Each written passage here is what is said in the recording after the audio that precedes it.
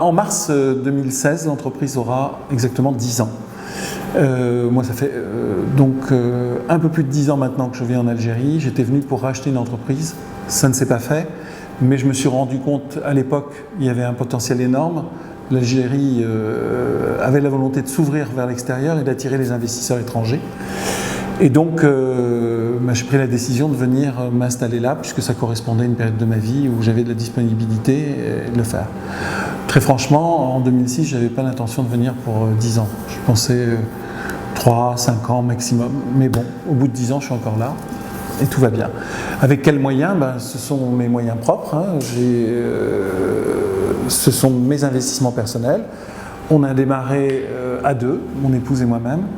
Et aujourd'hui, on est 120 personnes. Voilà.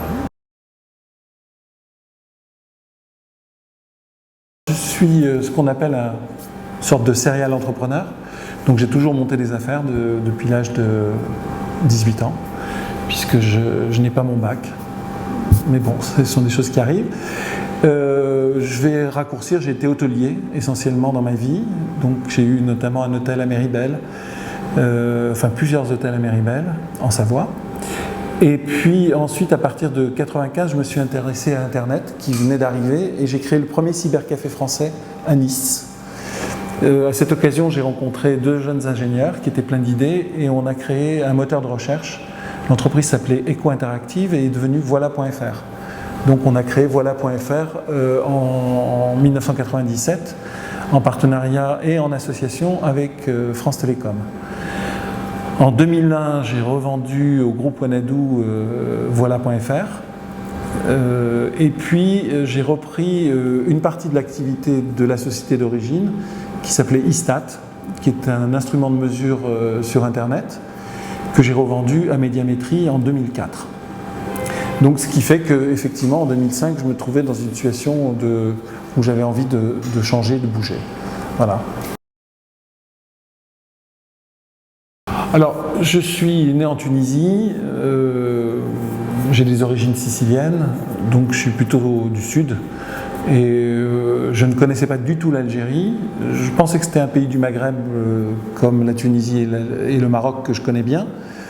Bon, j'ai découvert un tout autre pays. J'ai l'impression qu'on est plus dans le sud de l'Italie ici qu'au Maghreb. Donc j'avais pas d'idée préconçue. Mais par contre, j'avais une affinité particulière avec les gens, avec le pays, voilà. Et puis l'Algérie, ça se découvre, ça se vit, ça se découvre. Alors, les difficultés, elles sont multiples et elles continuent, mais la particularité de ce pays, c'est que jusqu'à maintenant, tout s'arrange, tout finit par s'arranger. Alors c'est long, c'est compliqué, ça va certainement pas aussi vite qu'on aimerait, mais ça va. Après, il y a d'autres petits problèmes, comme une certaine, entre guillemets, insécurité juridique.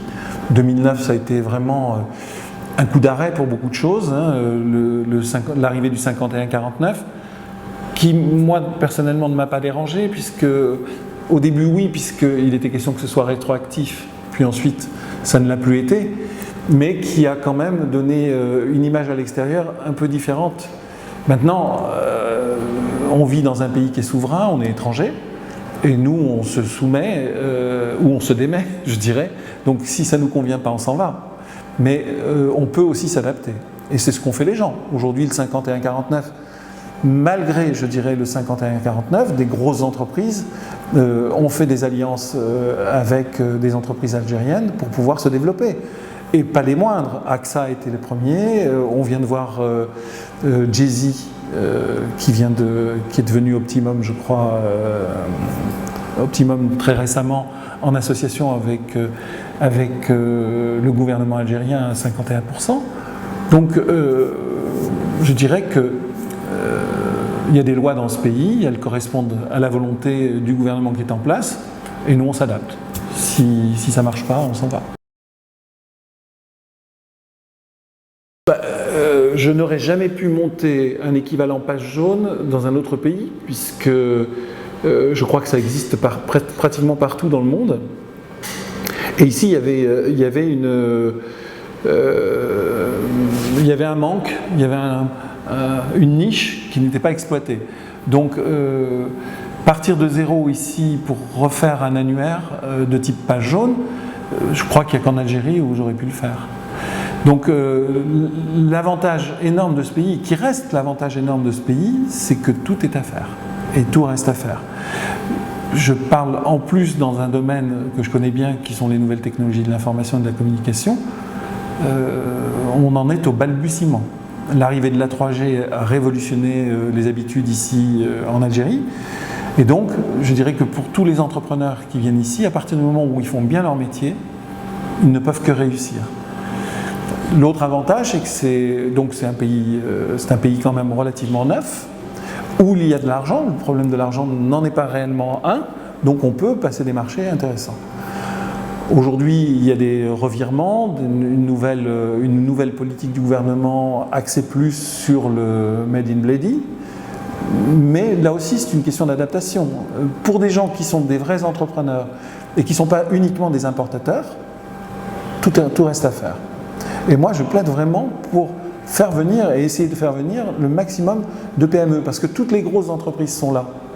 Les entreprises du CAC 40, Alstom est là, Total est là, les banques BNP, Société Générale, Crédit Agricole, ils sont tous là. Ce n'est pas le problème pour les grosses entreprises, parce qu'elles ont le temps et les moyens. Mais ce qu'on manque, c'est d'un vrai tissu de PME. Et on manque d'un vrai tissu de PME avec un vrai savoir-faire. Et les PME sont plus enclins à transmettre et à faire du transfert de savoir-faire.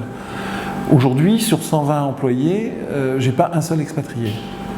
Donc ce qui veut dire que dans un métier nouveau, compliqué, assez difficile, on arrive à trouver du personnel qu'on peut former. Donc c'est aussi l'intérêt de ce pays.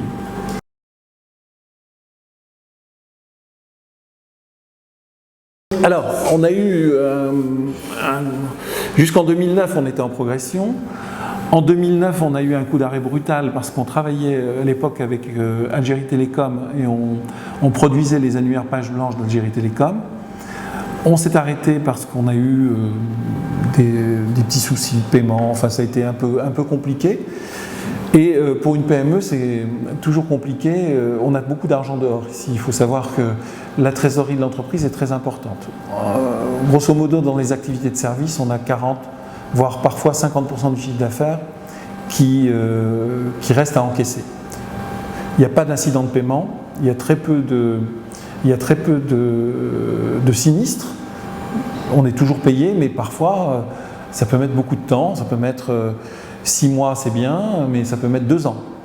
Donc si on n'a pas la trésorerie nécessaire pour travailler sur des gros marchés comme nous travaillions à l'époque avec Algérie Télécom, on risque de mourir. C'est ce qui a failli nous arriver en 2009. Donc on a arrêté de travailler avec Algérie Télécom. Et donc là, à l'époque, on était déjà 110 personnes. On est redescendu à 60 personnes et on est reparti sur les privés, en travaillant seulement à la demande avec le public.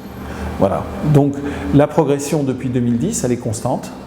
Et aujourd'hui, on a une évolution de chiffre d'affaires à 2 chiffres depuis pratiquement 4-5 ans. Et l'ordre de combien votre chiffre d'affaires ? Notre chiffre d'affaires, il est supérieur à 2 millions d'euros par an. Quand on est arrivé, on avait Compass, page jaune, mais page jaune n'existe pratiquement plus. Compass, le concept Compass a mal vécu et mal survécu à l'arrivée du numérique. Donc aujourd'hui, on a de multiples petits concurrents qui arrivent, souvent avec des fichiers piratés, souvent avec des choses, mais on n'a personne de constant. Ce qui fait notre force, c'est justement ces 10 ans d'existence. Aujourd'hui, on doit être à la 7e édition de l'annuaire d'Alger.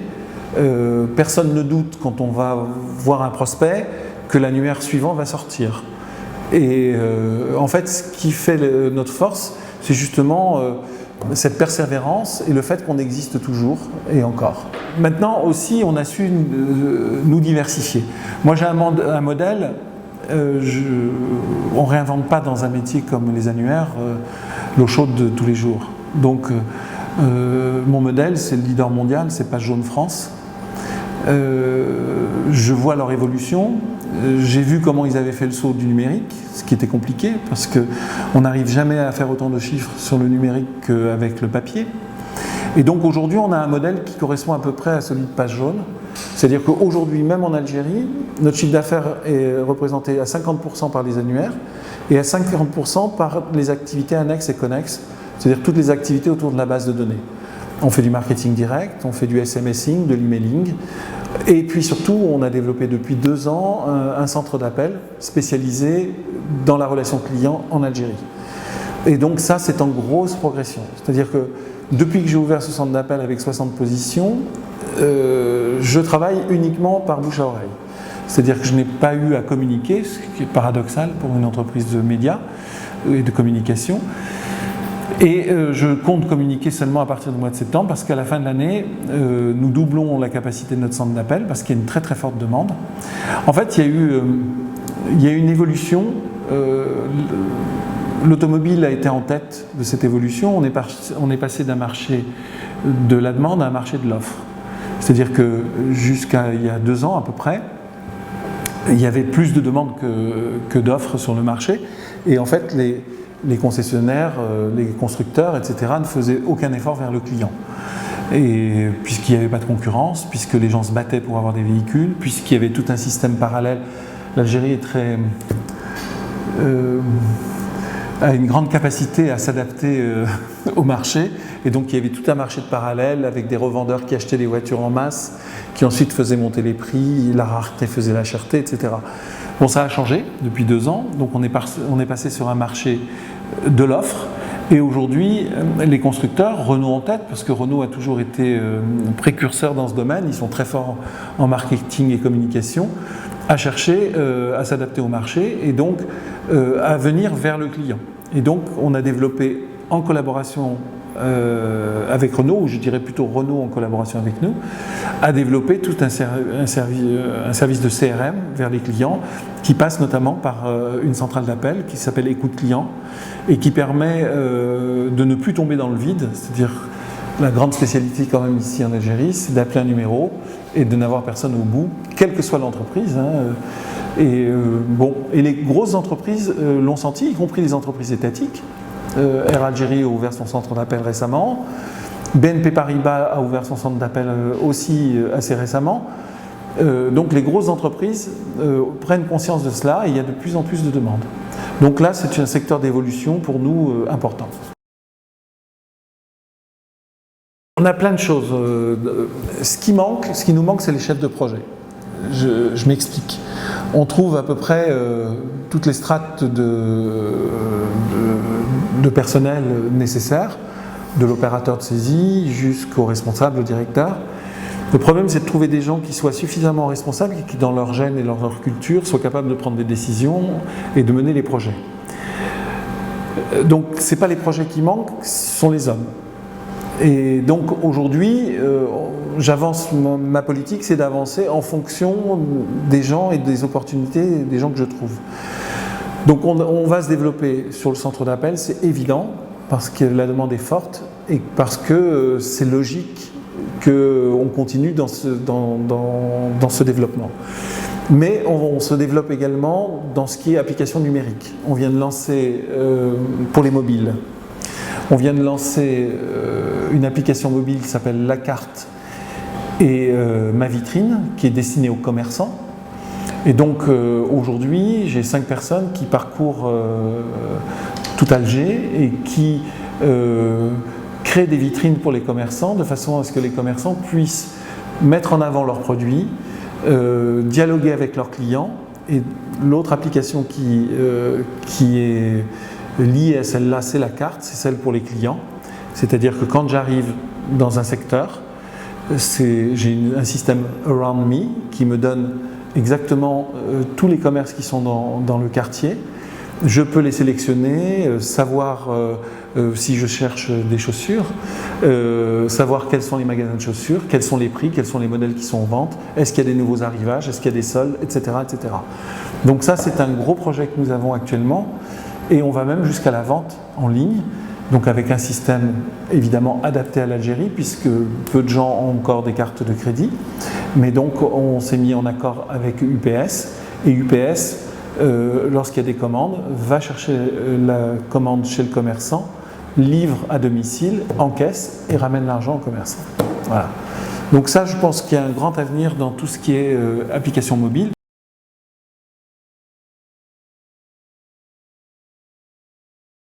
Alors, les mesures à prendre. À mon avis, il n'y a pas assez d'encadrement.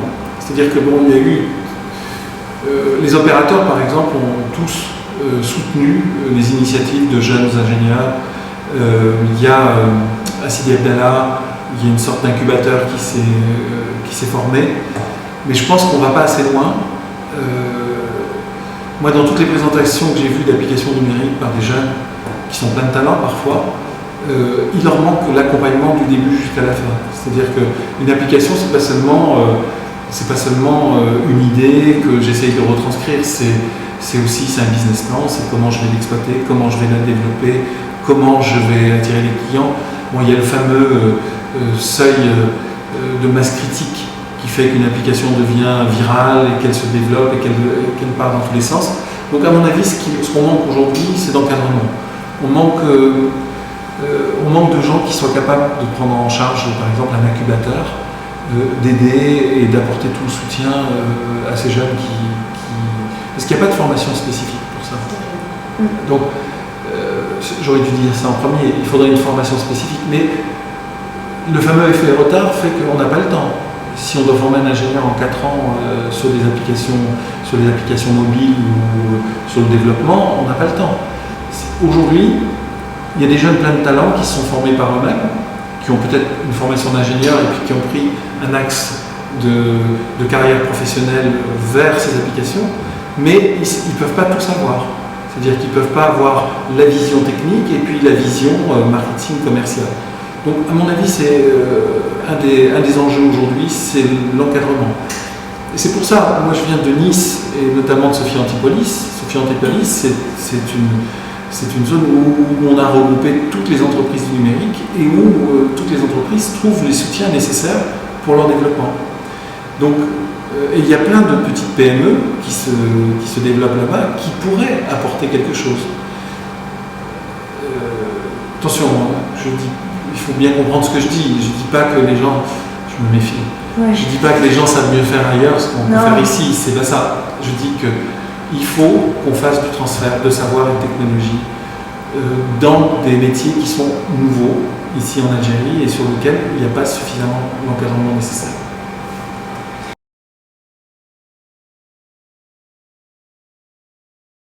Alors si vous me le demandez à titre personnel, je suis d'un naturel optimiste et assez aventurier. Donc ma vie, j'ai toujours fait des choix qui ne sont pas communs.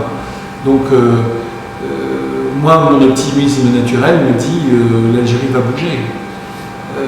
J'ai vu beaucoup d'évolutions de 2006 à 2015, et plutôt dans le bon sens, en tout cas au niveau des affaires et au niveau de l'entreprise privée en elle-même.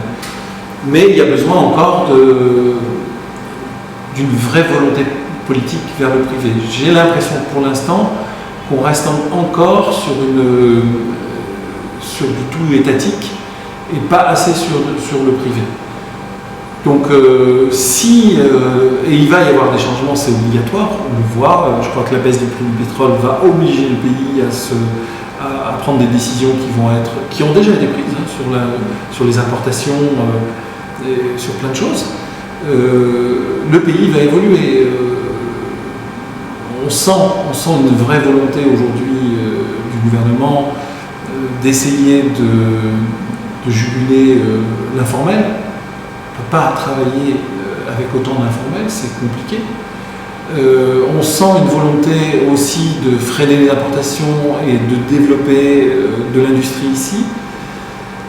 Si la volonté est mise en œuvre et s'il y a vraiment des décisions qui sont prises dans ce sens, on ne peut être qu'optimiste.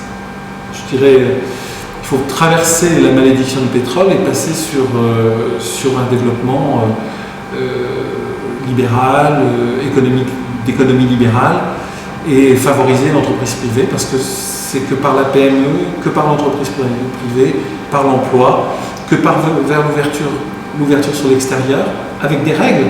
Moi, je suis pour ces règles. Je suis contre ces gens qui font du conteneur. Moi, le conteneur, ça m'horripile, quoi. Les gens qui remplissent des conteneurs, qui arrivent ici, qui débarquent et qui disparaissent, ça n'a aucun intérêt. Ce qui est intéressant, c'est d'avoir des gens qui viennent et qui transmettent leur savoir. Et ça se fait partout. Les Chinois l'ont fait bien avant tout le monde. Bon, aujourd'hui, ils sont peut-être à un sommet de vague, mais on ne pouvait pas aller en Chine si on ne faisait pas de la transmission. Donc, pourquoi on ne le fait pas ici? Il n'y a pas de raison. Et je pense que toutes les décisions qui sont en train d'être prises et toutes les réflexions qui sont menées vont dans ce sens. Et moi, j'en suis ravi. Ceci étant, je ne suis pas tellement touché. Moi, je travaille en Algérie avec des Algériens et sur des entreprises algériennes. Donc, ça peut évoluer dans un sens ou dans un autre. Ça ne va pas changer beaucoup par rapport à mon travail, à mon business.